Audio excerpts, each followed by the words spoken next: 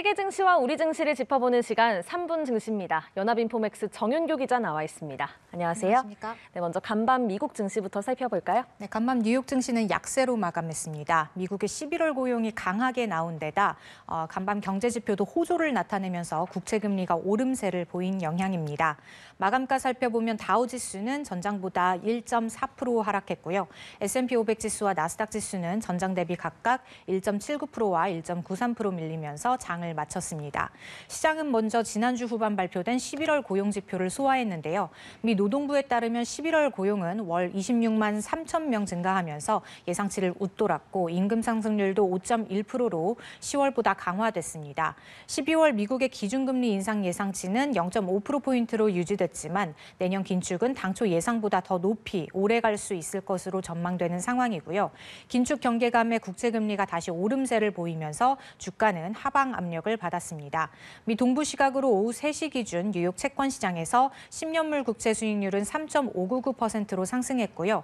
2년물과 30년물 수익률도 모두 고점을 높였습니다. 네, 간밤 경제 지표는 어떻게 나왔습니까? 네, 연준 당국자들이 FOMC 회의 전까지 발언을 삼가는 블랙아웃 기간에 들어가면서 간밤 발표된 경제 지표에도 이목이 많이 쏠렸습니다. 네. 간밤 시장의 눈길이 가장 쏠린 지표는 미국 공급관리협회가 발표한 11월 서비스업 업황이었는데요.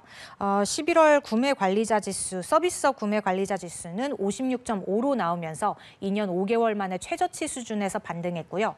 업황의 확장과 위축을 가늠하는 기준인 50을 웃돌면서 30개월 연속 확장세를 이어갔습니다.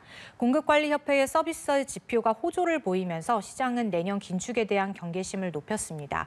반면 이런 가운데 지표는 엇갈린 방향성도 보이기는 했습니다. S&P 글로벌은 11월 서비스업 구매 관리자 지수 확정치가 46.2로 집계됐다고 밝혔고요. S&P 글로벌 기준으로는 서비스 업황이 5달 연속 위축세를 나타냈습니다.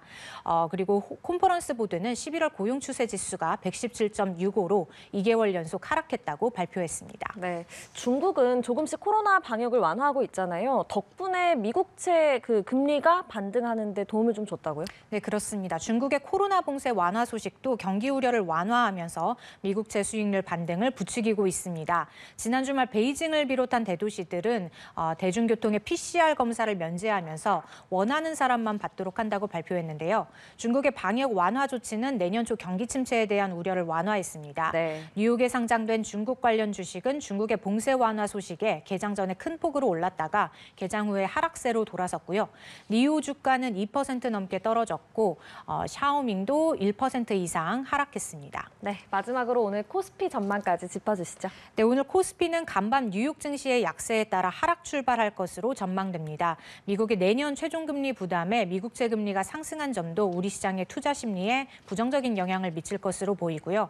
다만 중국의 코로나 방역이 완화하면서 오늘도 중국 관련주들은 견조한 흐름을 보일 수 있을 것으로 관측됐습니다. 네, 3분 증시 정윤교 기자와 함께했습니다. 고맙습니다. 감사합니다.